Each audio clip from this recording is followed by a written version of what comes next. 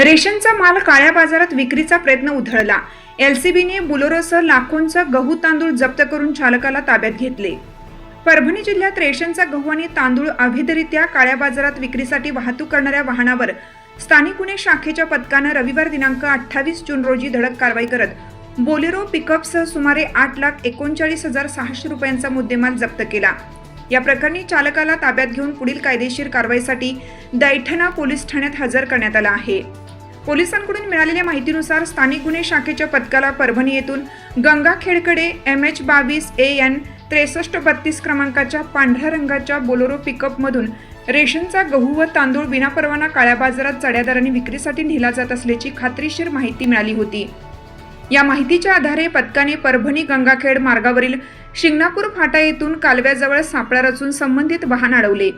तपासणी दरम्यान वाहनात रेशनचे 48 कट्टे गहू 24 कट्टे तांदूळ आढळून आले।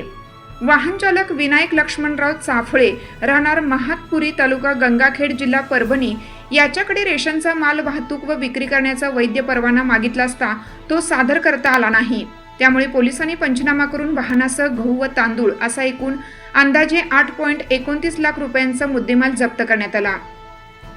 यानंतर आरोपी व जप्त मुद्देमाल पुढील कायदेशीर कारवाईसाठी दैठणा पोलीस ठाण्यात हजर करण्यात आला असून संबंधित कायद्यान्वये गुन्हा दाखल करण्याची प्रक्रिया सुरू आहे। ही कारवाई जिल्हा पोलीस अधीक्षक पंकज कुमावत यांच्या आदेशानुसार सहाय्यक पोलीस निरीक्षक अशोक जायभाये यांच्या नेतृत्वाखाली पोलीस अंमलदार माणिक वाघ, सिद्धेश्वर चाटे, नामदेव डुबे, शरद सावंत, राम पोळ आणि बाळू सपकाळ यांनी संयुक्तरित्या केली।